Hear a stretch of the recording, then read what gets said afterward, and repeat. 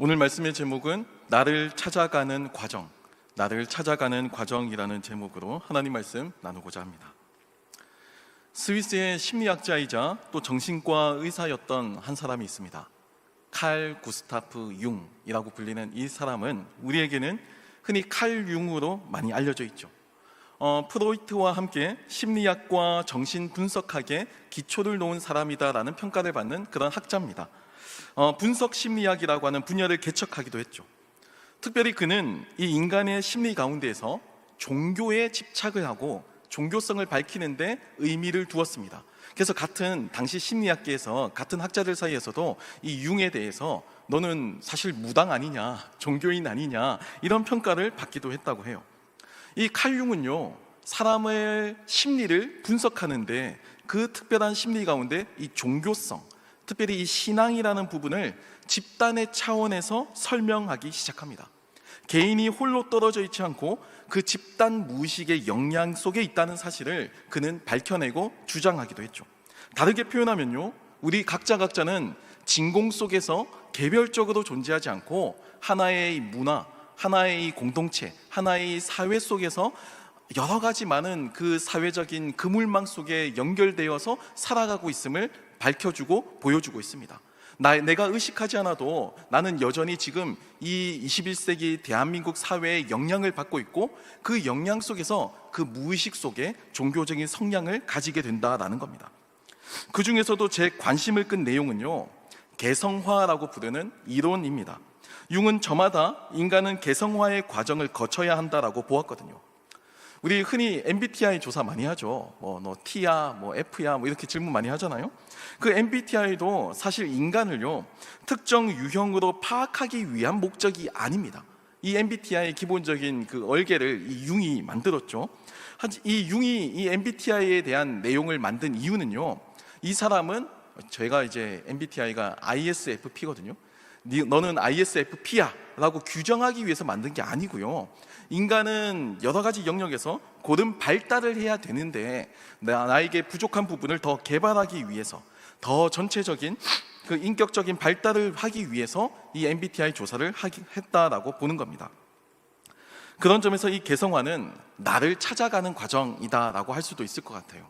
내가 나라는 존재가 되어가는 과정, 그 아래서 깨어나서 내가 점차 커나가고 성장해 나가는 그 과정 속에서 나의 그 특징을 가지는 것, 내가 이상도라고 부르는 내가 이상도로서의 그 특징을 가지는 것, 그 과정을 이 개성화라고 부른다고 할 수 있을 겁니다. 오늘날 사회는 우리에게서 구체적인 이름을 빼앗아 갑니다. 우리는요, 연령이나 성별이나 직업 등의 수치로 더 익숙해져 있어요. 흔히들 청년 세대를 이렇게 규정하죠. 20, 30대 연령, 그리고 청년, 미혼, 이러한 몇 가지 키워드를 가지고 각종 청년들의 삶을 단순하게 일반화해서 분석합니다. 하지만 그 안에는요, 그 청년이라고 하는 그 집단 속에는 다 개별적인 존재의 한 사람 한 사람의 청년들의 삶이 존재하고 있습니다. 개성을 가진 나라는 존재가 그 안에서 하나하나 다 다른 모양으로 살고 있다라는 겁니다. 개별적인 우리들의 삶을 다 무시해버리고 그냥 20, 30대 청년, 그리고 미혼이라고 하는 어떤 키워드를 가지고 그냥 청년 세대를 그냥 단순하게 규정하면서 그 안에서 개성화가 사라지게 된다라는 겁니다. 평균이라고 하는 함정 속에서 우리들 각자는 없고요, 모두가 다 그 평균에 집착하게 되면서 삶의 의미를 찾지 못하며 방황하죠. 내 연봉은 평균보다 이상일까 이하일까? 내 나이대에 내가 이룬 이 사회적인 위치와 성취는 평균보다 이상일까 이하일까? 이 평균의 함정에 속아서 나라고 하는 개성을 다 잃어버리고 그냥 그 평균 속에 나도 끼워넣고 밀어넣으며 살게 된다라는 겁니다. 그래서 행복하지도 않고요, 나만의 색깔도 없고요, 심지어 삶의 목적을 잃어버리기까지 해요. 평균을 이루었다고 한들, 내가 그 평균 이상에 있다고 한들 그게 나에게 무슨 의미가 되느냐라는 겁니다. 그런 점에서 오늘 함께 나눌 말씀은 성경에서 이야기하는 나를 찾아가는 과정이다라고 이야기해도 과언이 아니라고 저는 생각합니다. 오늘 본문 말씀을 보시면 하나님께서 모세를 부르시는 아주 유명한 장면입니다. 이 장면이 굉장히 시각적으로 인상적이에요. 떨기나무에 불이 붙었는데 그 떨기나무가 타지 않는 내용이 담겨져 있는 아주 유명한 본문이죠. 여러분 아실지 모르겠지만 이제 각 개신교 교파는 그 개신교 교단을 대표하는 신학교가 있습니다. 세미너리가 있어요. 그 신학교를 우리는 신학대학원이라고 부르죠. 우리도 이제 미국의 체제를 도입을 해서 원래는 이제 학부에서 신학을 하지 않고 전문대학원에서 신학을 공부한 전문적인 종교인을 배출하기 위한 목적의 학제입니다. 그런데요, 이 신대원마다 신입생을 유치하기 위해서 신입생 설명회, 입학 설명회를 하고 있어요. 그리고 각 신대원마다 자신들만의 캐치프레이즈를 가지고 있습니다. 예를 들면요, 합신이라고 하는 교단이 있습니다. 수원에 있는 합동신학대학원이라고 하는 학교인데요, 여기서의 신대원에서 그 입학 설명회의 그 캐치프레이즈는 사도행전을 본문을 가지고 이렇게 되어 있어요. 우리가 이 일의 증인이라 라고 되어 있습니다. 멋지죠? 네. 목회자도 부름을 받은 그 목회 후보생들을 모을 때 우리가 이 일의 증인이다, 증인의 삶을 살자, 이렇게 캐치프레이즈를 모으는 겁니다. 장신대는 어떨까요? 장신대 입학 설명회의 캐치프레이즈는 이겁니다. 떨기나무 불꽃 속으로. 오늘 본문의 내용과 굉장히 똑같죠. 굉장히 장엄하고 굉장히 숭고한 어떤 그런 소명을 떠올리게 하는 그런 캐치프레이즈라고 할 수 있습니다. 그만큼 오늘 이 떨기나무 속에서, 이 불붙은 떨기나무 속에서 모세를 부르시는 이 장면이 이스라엘에게도, 그리고 오늘날을 살고 있는 우리 기독교인들에게도 여전히 굉장히 인상 깊은 장면이라고 할 수 있을 겁니다. 오늘 본문 1절과 2절 말씀을 보면요, 모세가 그의 장인 미디안 제사장 이드로의 양떼를 치더니 그 떼를 광야 서쪽으로 인도하여 하나님의 산 호렙에 이르매 여호와의 사자가 떨기나무 가운데로부터 나오는 불꽃 안에서 그에게 나타나시니라. 그가 보니 떨기나무에 불이 붙었으나 그 떨기나무가 사라지지 아니하는지라 라고 전합니다. 이집트 왕실에서 도망친 모세는 도망자 신세가 되었습니다. 그래서 미디안 광야 제사장 이드로의 사위가 되었어요. 이 신분의 변화가 급격하게 일어나게 되었습니다. 거기서 양떼를 치면서 평범하고 소소하게 삶을 살아가던 도중에 우연히 서쪽에 있는 하나님의 산 호렙에 이르게 됩니다. 그리고 거기서 떨기나무에 불이 붙었지만 떨기나무는 타지 않는 그 놀라운 장면을 목격하죠. 우리는요, 이 성경 본문의 이 장면을 보면서 나무에 불이 붙었는데 나무가 타지 않는다, 그냥 이 현상에만 집중하는 경향이 있는데요, 여러분 사실 이것은 이 본문에서 중요한 내용이 아닙니다. 이게 출애굽기가 이야기하고자 하는 목적이 아니에요. 더 놀라운 걸 제가 말씀드리면요, 이 장면은 모세가 그의 삶에서 하나님을 직접적으로 만나는 첫 번째 장면이라는 겁니다. 모세가 지금 나이가 80세예요. 그 평생 동안 그가 하나님을 직접적으로 만나고 접촉하는 유일한 장면, 최초의 장면이 바로 이 떨기나무 불꽃 장면이라는 겁니다. 사실 모세는요, 이집트 왕실에 있던 순간부터 지금 도망자가 되어서 미디안 광야에 머무는 그 시간까지 하나님을 모르는 타 종교의 문화권에 더 익숙했습니다. 불신자였던 거예요. 소위 말하면 불신자로서 그 이집트 문화와 종교에 더 많이 노출되어 왔고 교육받아 왔고 그렇게 자라온 겁니다. 물론 그의 조상인 아브라함의 하나님, 이삭의 하나님, 야곱의 하나님에 대해서 들어는 보았을 겁니다. 구전전승이 있었으니까. 이야기를 통해서 조상들에게 그렇게 하나님께서 나타나셨다라고 하는 이야기를 들었죠. 하지만 그 이야기는요, 조상들의 하나님에 대한 이야기잖아요. 나의 하나님에 대한 이야기가 아닙니다. 그건 수백 년 전에 이미 있었던 과거에 대한 이야기지 오늘 이 현재에 대한 이야기가 아닌 겁니다. 우리 모태신앙과 비슷하죠. 이 기독교 문화에 익숙해져 있지만 내가 직접 하나님을 만나지 않았을 때 그 신앙은 아버지의 신앙이에요. 아버지의 하나님이고 어머니의 하나님이고 어머니의 교회고 어머니의 신앙인 겁니다. 나의 하나님이고 나의 교회이고 나의 신앙이 된다는 것은 모태신앙이라는 것과 또 분명한 차이점이 있는 것과 같은 거예요. 하나님께서 아브라함과 이삭과 야곱과 함께 하신 그 동행의 이야기가 실제이고 아무리 은혜롭다고 해도 여러분 모세의 입장에서는요, 이집트의 파라오가 다스리는 그 세상의 왕실에서 살았거든요. 그게 모세의 현실이었습니다. 그게 첨단 문명이었고 문화였고 학문의 기준이었어요. 여러 아브라함의 하나님, 이삭의 하나님, 야곱의 하나님에 대한 이야기, 그냥 묻어갈 수도 있는, 외면할 수도 있는 사소한 주변부의 이야기였을 뿐이었을 겁니다. 또 지금 모세는요, 도망자 신세가 되었잖아요. 그리고 미디안 제사장 이드로의 사위가 된 상태입니다. 학자들마다 논쟁의 여지가 있어요. 미디안 제사장은 실제로는 하나님을 섬기는 제사장이었다, 이렇게 이제 모세를 더 옹호하는 쪽도 있고, 근데 일반적으로는요, 이 미디안 제사장을 이방 종교의 제사장이었다라고 보는 쪽이 더 많습니다. 그리고 더 합리적이라고 저도 생각해요. 그 말은요, 모세는 평생 이집트의 종교와 문화와 세계관이 자리하는 곳에서 태어나고 자라고, 이제는 이제 성인이 되었는데 이 순간에는 이방 종교의 제사장의 사위가 되어서 이방 종교의 세상에서 삶을 살고 있었다라는 뜻입니다. 그러니까 모세에게 얼마나 이 하나님이 낯선 존재였을까 한번 떠올려 보시기 바랍니다. 기독교에 대한 이야기를 많이 들었어요. 모태신앙이에요. 주변에서 아버지 어머니 다 집사님, 권사님, 장로님이세요. 하지만 나는 하나님을 만나지 못했어요. 나는 하나님을 몰라요. 그런 상태가 바로 모세였다라는 겁니다. 그런 모세가 자신의 삶에서 처음으로 하나님을 만난 순간입니다.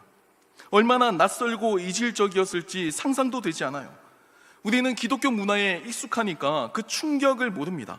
하지만 지금 모세는 그동안 자신의 삶에서 단 한 번도 경험하지 못하고 느껴보지 못했던 그 하나님을 경험하게 된 겁니다. 나를 찾아가기 위해서 성경은 반드시 이 낯설고 이질적인 경험을 해야 한다라고 우리에게 보여줍니다.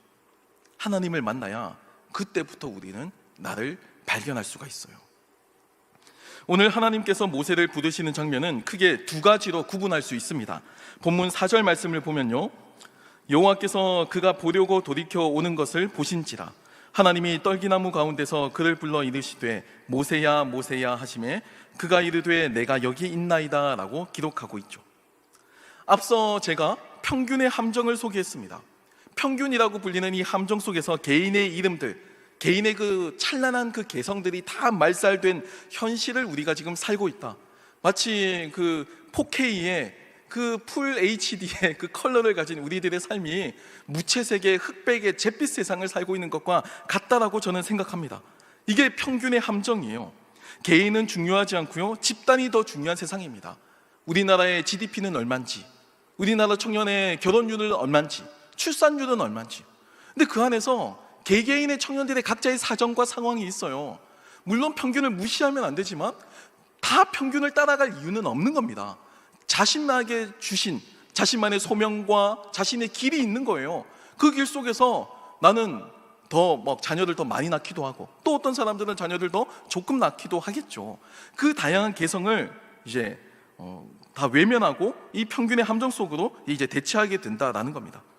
나라고 하는 존재는요, 언제든지 대체될 수 있다라는 생각이 이 사회의 전제가 되어 있어요. 왜냐하면 나는 사회에서 볼 때 나의 어떤 학력이나 능력이나 자격증이나 이런 걸 통해서 나라는 개인이 수치화가 될 수 있잖아요. 그러니까 내가 빠져도 그 수치 비슷한 사람을 다시 대체하면 되는 겁니다. 그러니까 나라는 사람의 성격이나 나라는 사람의 인품이나 나라는 사람의 취미나 개성은 전혀 상관하지 않는 거예요. 그냥 공적인 역할, 그 기능만 감당하면 되는 거죠. 이게 오늘날 사회의 특징입니다. 나는 이 사회 시스템의 한 구성품이 되는 거고요, 산업화된 오늘날 대한민국의 이것이 세계관이고 문화이고 종교입니다. 오늘날 모세처럼 애굽에서 자랐던 모세와 같이 오늘날 우리도 이러한 세계관과 종교와 문화 속에서 길들여져서 그렇게 지금 삶을 살고 있다는 거죠. 그런데 지금 본문에 하나님은 모세를 부르시면서 모세야 모세야 라고 부르시면서 그의 이름을 불러주십니다. 세상에 수많은 이름들이 있습니다. 하지만 그 수많은 이름들 가운데 나를 지칭하시고 내 이름을 기억하시고 내 이름을 불러주신다라는 겁니다. 여러분, 그래서 이 하나님과의 만남은 특별하고 개인적이에요. 아주 특별하고 개인적인 만남일 수밖에 없습니다. 이것은 증명할 수 있거나 설득할 수 있는 정도의 문제가 아니고요, 내가 만났고 내가 경험한 나의 특별한 사건입니다. 아브라함의 하나님, 이삭의 하나님, 야곱의 하나님이 진짜라고 하더라도 모세에게는 그게 내 일이 아니었잖아요. 똑같은 겁니다. 하나님을 만난 내 경험을 합리적으로 증명해 보세요. 논리적으로 설득해 보세요. 세상은 그렇게 요구하지만 저는 그렇게 생각해요. 하나님과의 만남은 기본적으로 내가 하나님과 만나는 1대1의 그 은밀한 만남을 전제한다라는 겁니다. 그래서 개인적이에요. 성경에서도 마찬가지입니다. 하나님을 만나는 모든 순간은 다 이렇게 개인적인 장면에서 출발합니다. 그냥 문화에서 하나님을 다 믿고 있고 예배하고 있으니까 나도 똑같이 그리스도인이 되고 그냥 예수 믿는 사람이 된다, 그렇게 문화적으로 적응하고 길들여지는 게 아니라는 겁니다. 학습화의 결과가 아니에요. 인격적인 존재인 하나님과 인격적인 존재인 내가 함께 만나는 그 자리가 바로 신앙의 출발점이다라는 겁니다. 공적으로 일반적으로 일어나는 만남은 역사로 기록될 뿐이지 내 삶의 이야기나 나의 하나님으로까지 남진 않아요. 그런 점에서 모세를 부르신 이 하나님의 이야기는 모세의 삶을 바꾸는 터닝 포인트가 되었습니다. 나를 찾아가는 그 과정의 첫 단추가 되었다는 거예요. 이제 두 번째 단계를 보면요, 본문 5절과 6절에서 발견할 수 있습니다. 하나님이 이르시되 이리로 가까이 오지 말라. 내가 선 곳은 거룩한 땅이니 내 발에서 신을 벗으라. 또 이르시되 나는 내 조상의 하나님이니 아브라함의 하나님, 이삭의 하나님, 야곱의 하나님이니라. 모세가 하나님 배웁기를 두려워하여 얼굴을 가리매라고 기록합니다. 그토록 친근하게 모세야 모세야 라고 부르시면서 다가오신 아주 가까운 하나님이에요. 아주 친근한 하나님이에요. 하지만 여전히 그 하나님과 나는 구별됩니다. 거리가 유지되고 있어요. 하나님은 거룩하시고 우리는 여전히 죄 가운데 존재하고 있죠.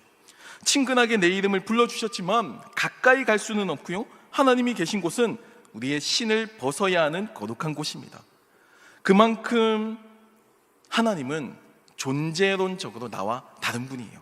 질적으로 다른 분입니다. 이렇게 다른 하나님과의 만남을 통해서 모세는 처음으로 두려움을 느꼈습니다.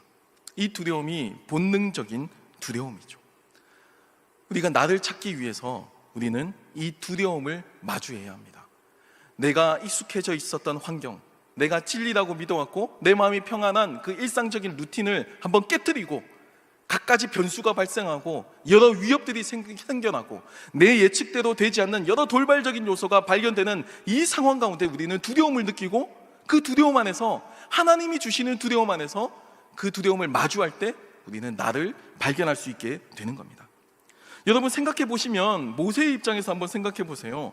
그 전까지의 만남은요 다 나하고 비슷비슷한 사람들, 나와 유사한 사람들끼리의 만남이었습니다. 미디안 광야에서는 목자들끼리 만났죠. 이집트 왕시대에서는 왕족들끼리 만났죠. 그냥 끼리끼리 노는 겁니다. 내가 만나는 환경이 이 세상의 전부가 아닌데 내가 처해 있는 이 삶의 환경이 내 삶의 바운더리를 이미 제한시켜 놓는 겁니다. 그 안에서 그냥 나는 그 사회가 요구하는 평균에 속아서 그 평균에 맞게 살기 위한 삶을 요청받고 살아가게 되는 거예요. 이집트 왕실에 있든지 미디안 광야에 거하든지 빈부귀천은 있어도 이런 종류의 모든 만남을 하게 되는 이 대상은 다 생로병사를 거치는 인간이었습니다. 파라오도 죽잖아요. 권력자도 죽습니다. 대제국도 허물어질 때가 있어요. 모두가 다 인간일 뿐입니다. 아웅다웅하며 권력을 추구하기도 하고요, 막강한 군사력을 가지고 의수돼도 여러분 그래봐야 인간에 불과합니다. 피라미드를 만들고 미라로 사후세계까지 다스리는 이집트의 왕권을 신화화해서 이 사회를 굴러가는 시스템으로, 세계관으로 만들어내는 데는 성공했죠. 그게 고대 이집트의 제국의 성공의 비결입니다. 하나의 신화의 세계, 파라오가 다스리는 완전한 세상, 나일강의 범람이라고 하는 이 자연현상을 자신의 신화 속으로 끌어들여서 이 신화가 이집트의 건국 신화이고 모든 인간을 지배하는 순리다라고 가르쳤는데 이게 그 당시에는 진리로 여겨졌다는 겁니다. 그게 파라오의 권력을 유지시켜줬어요. 파라오가 사후세계도 다스린다라고 강력하게 사람들에게 인식시켜 주었습니다. 하지만 이것의 반증은 뭘까요? 인간은 언젠가 죽는다라는 사실을 더 분명히 보여줄 뿐입니다. 그래봐야 인간은 죽음을 피할 수 없다, 단순한 사실만 보여줄 뿐이죠. 피라미드를 보면서 거대한 건축물, 위대한 건축물이라고 칭송하지만 우리는 그 안에서 파라오도 죽는구나, 인간도 죽는구나, 우리 모두가 다 언젠간 죽겠구나 라는 생각을 떠올릴 수밖에 없습니다. 모세는 지금 나와 다른 거룩하신 하나님을 만나면서 본능적인 두려움을 느낍니다. 신을 벗어야 하는 거룩함은 모세를 압도했습니다. 앞서서 모세야 모세야라고 친근하게 가까이 다가오신 그 하나님은 여전히 우리와 구별되는 거룩하신 하나님이에요. 우리의 예배와 신앙이 친근하면서도, 우리가 하나님 아버지, 아바 아버지라고 부르면서도 여전히 하나님을 향한 그 경외의 심을 지켜야 하는 이유가 바로 여기에 있습니다. 하나님을 우리의 시선으로 끌어내려서, 하나님을 내 이해 속에 끌어내려서 그렇게 이해해서는 안 된다는 겁니다. 지금 모세는 이 이중적인 경험을 통해서 하나님을 이해해가는 과정 중에 있습니다. 어찌 보면 초신자가 된 거죠. 이제 회심한 진짜 그리스도인이 된 겁니다. 그리고 이를 통해서 모세는 변화하기 시작해요. 나를 찾기 시작합니다. 사실 모세의 삶은 처음부터 지금 떨기나무에서 하나님을 만나기 전까지 전적으로 주어진 겁니다. 태어나서 갈대 상자에 담겨서 이집트 왕실에서 자라게 된 배경도 모세의 선택이 아니죠. 철이 들고 자라다 보니까 나는 이미 이집트 왕실에서 자라고 있는 겁니다. 그리고 나라는 정체성은 이 애굽인이 아니고 히브리 민족이다라는 사실을 발견하게 된 거예요. 또 도망자가 되어서 미디안 광야에서 양을 치며 살고 있는 자신의 모습도 그 길밖에는 다른 선택지가 없었습니다. 그래서 양을 치면서 살았던 거예요. 모세는 이집트 왕실에서 40년을 살았고 또 미디안 광야에서 양을 치면서 40년을 살았습니다. 그리고 80세의 나이에 이제 하나님을 만나고 있는 겁니다. 그리고 그에게 삶의 목적과 방향이 생겨요. 이제 내가 되어가는 겁니다. 모세가 되는 겁니다. 모세가 모세다워지는 거예요. 본문 9절과 12절 말씀을 보면요, 이제 가라, 이스라엘 자손의 부르짖음이 내게 달하고 애굽 사람이 그들을 괴롭히는 학대도 내가 보았으니 이제 내가 너를 바로에게 보내어 너에게 내 백성 이스라엘 자손을 애굽에서 인도하여 내게 하리라. 모세가 하나님께 아뢰되 내가 누구이기에 바로에게 가며 이스라엘 자손을 애굽에서 인도하여 내리이까? 하나님이 이르시되 내가 반드시 너와 함께 있으리라. 내가 그 백성을 애굽에서 인도하여 낸 후에 너희가 이 산에서 하나님을 섬기리니 이것이 내가 너를 보낸 증거니라 라고 전합니다. 지난 세월 동안 모세는 자신을 둘러싸고 있는 환경의 힘, 나를 둘러싸고 있는 배경과 조건의 힘을 느끼면서 그 안에서 살았습니다. 여러분, 모세라고 하는 이름, 이게 건져내다라는 뜻을 가지고 있잖아요. 이게 내 이름입니다. 내 개성의 나의 이름, 그게 모세예요. 나는 건짐을 받은 자예요. 그런데요, 오랜 세월 동안 이 모세라는 이름은 희미해졌습니다. 건짐받았다는 사실도 희미해졌어요. 그냥 이집트 왕실이라고 하는 그 안락한 생활 가운데 현실의 문제와 고단함과 바쁘고 분주한 삶에 녹아들면서 그렇게 그냥 삶을 산 겁니다. 모세도 열심히 살았어요. 그러니까 애굽의 통치와 철학과 학문을 배웠죠. 하지만 건져냄이라고 하는 모세, 이 개성을 가진 나의 이름으로서 삶을 살지는 못했습니다. 여러분, 다르게 보면요, 이 이집트 왕실에서 모세라고 불렸다라는 뜻은 다른 왕족들과 태생이 다른 자신을 드러내는 일종의 컴플렉스였을지도 모릅니다. 사실 이 모세라는 이름이 이집트식 이름이긴 하지만 건져냈다라는 뜻은 어찌 보면요, 너도 죽어야만 했던 히브리 민족 아니야? 그런데 너 지금 우연히 잘 살아서 애국 왕족이 된 거 아니야? 이런 경멸적인 의미로도 들릴 수 있기 때문입니다. 모세가 이집트 왕실에서 어떤 대우를 받았는지 성경은 자세하게 기록하고 있지 않지만 그가 겪었던 정체성의 혼란, 여러 삶의 이중적인 모습들 가운데 그가 겪었던 혼란을 우리는 충분히 추측할 수 있어요. 또 지금은 어떤 상황이죠?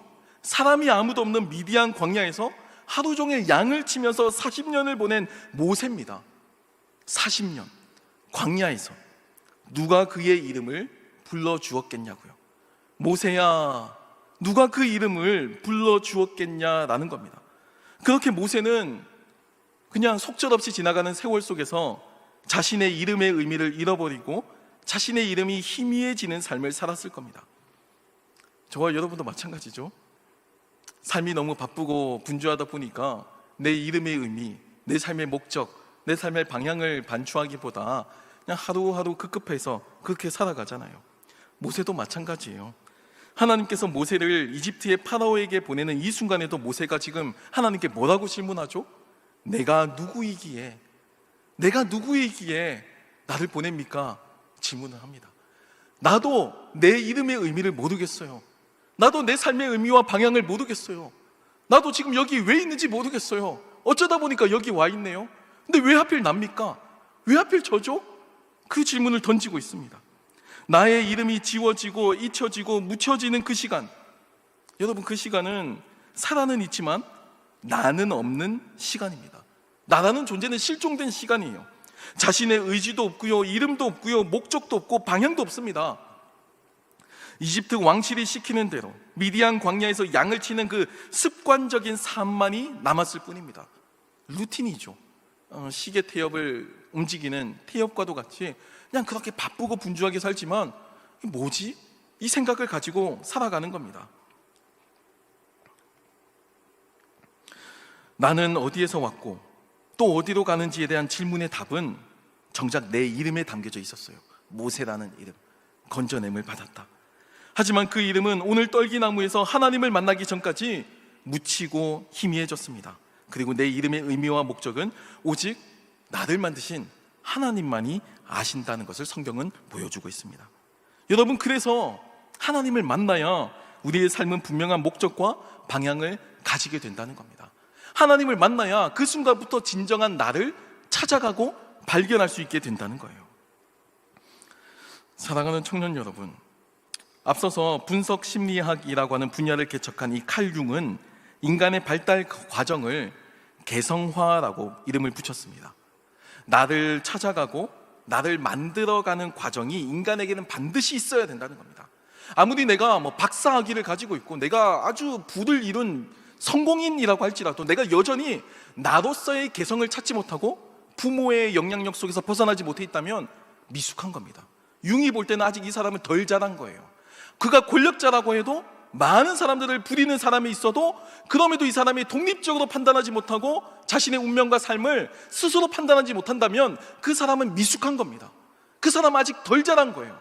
몸만 자랐지 정신이 아직 자라지 못한 겁니다. 단순하게 내가 아는 것이나 사회에서 시키는 일에 순응하고 살아가는 것이 진짜 삶이 아니고 나만의 색깔을 가지고 나의 삶을 찾을 필요성이 있다는 겁니다. 여러분, 이게 함정이죠. 실제로 사회에서는 떠받들어주고 열광합니다. 내가 이룬 명예들, 내가 이룬 부와 이런 것에 감탄하고 좋아하죠. 하지만 정작 그 과정 가운데서 나를 잃어버린 사람들이 얼마나 많은지 몰라요. 누군가의 기대감으로 만들어진 존재, 허공에 떠있는 존재죠. 막 좋아하고 열광하지만 정작 나는 내가 누군지 모르는 그 상황인 겁니다. 사회가 만든 그 가공의 모습으로 나를 포장하고 삽니다. 나를 소개해 주세요, 보세요라고 얘기하면 우리 모두가 다 직업 이야기하죠. 어디 사는지 이야기하죠. 무슨 차 타고 다니는지 이런 거 이야기하면서 그게 나라고 이야기하죠. 그 수치입니다. 평균의 함정이에요. 그게 나를 설명해 주지 않는다라는 겁니다. 정작 중요한 나 자신을 잃어버리고 살아갈 때도 얼마나 많은지 몰라요. 내 이름을 잃어버렸다라는 것, 모세라는 이름이, 그 건져냄을 받았다라는 그 이름이 모세의 출신을 말해주고요, 또 모세가 이스라엘을 건져낼 그 삶의 의미와 목적을 말해주는데 모세는 그 이름을 잃어버리고 살았습니다. 모세와 어울리지 않은 삶을 산 거죠. 그게 이집트 왕실에서의 아주 안락한 삶이라고 하더라도 내 이름과 맞지 않으면 그건 내 진정한 나의 모습이라고 할 수가 없는 겁니다. 모세는 이집트 왕실에서의 40년, 그리고 미디안 광야에서의 40년을 거쳐서 드디어 자신의 이름을 불러주시는 하나님을 만나고 내 삶의 목적과 방향을 찾습니다. 그리고 자신의 이름의 뜻대로 이제 이 이스라엘을 애굽의 압제에서 건져내는 자가 됩니다. 모세가 되는 거예요. 정말 모세가 되는 겁니다.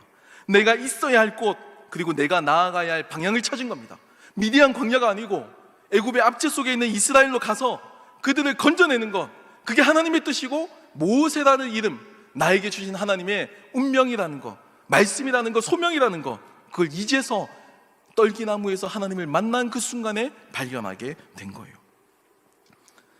오늘 우리들의 삶은 이름이 지워진 채 익명과 가명 속에 숨어서 평균이라고 하는 함정과 프레임에 길들여진 청년의 때를 살아갑니다. 하나님을 알지도 못하고 내가 누구이기에 라는 말을 반복하면서 내가 누구인지는 중요하지도 않고 관심도 없다고 자포자기한 심정으로 살아가기도 하고요, 세상이 만들어 놓은 프레임과 기대감과 환상 속에서 자신을 우겨 넣어서 부와 명예는 가졌지만 자기 자신은 잃어버린 상실의 삶을 살기도 합니다. 좋은 아파트 살고 억대의 연봉을 가지면 좋을 거라고 하는 그 기대감과 환상 속에서 내 삶을 가다 놓지만 나는 잊혀지죠. 나라는 사람은 지워지죠. 그래서 나중에 나이가 들고 이제 인생의 마지막 기가 되면 허무감이 밀려들게 됩니다. 이게 정말 진짜 삶일까? 라는 질문을 던지죠. 하지만 기억하시기 바랍니다. 하나님은요, 저와 여러분을 기억하시고 그 이름을 불러주셨습니다. 그리고 그 부르심 속에 고유한 우리의 삶의 가치와 목적이 있습니다. 공부로 일반화되지 않아요. 대학에 가지 않아도 좋습니다. 돈을 못 벌어도 좋습니다. 어느 사회적 위치에 있어도 좋아요.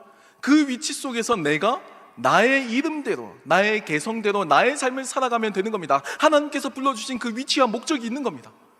그걸 단순하게 사회적인 지표로 치환해서 환산해서 그렇게 설명할 수가 없는 거예요. 더 나은 삶이다, 더 부족한 삶이다, 누가 감히 그렇게 이야기할 수 있겠냐고요. 내 이름이 희미해지는 그 시대에 하나님을 통해 나를 발견하고 세상에서 나의 존재의 이유를 발견하며 그 은혜에 감격하며 살아가는 저와 여러분이 되었으면 좋겠습니다. 떨기나무 불꽃 속에서 그 떨기나무에 불이 붙었지만 그 타지 않는 그 신비한 현상 속에서 모세는 자신의 이름의 가치를 떠올렸습니다. 그리고 그동안의 지난 세월을 잊게 만드는, 그리고 내가 앞으로 나아가야 할 삶의 방향과 목적과 의지를 발견합니다. 오늘날 우리 청년의 때에 이 떨기나무 불꽃 속에서 말씀하시는 그 하나님의 음성과 부르심이 저와 여러분에게도 강력하게 임하기를 축복합니다.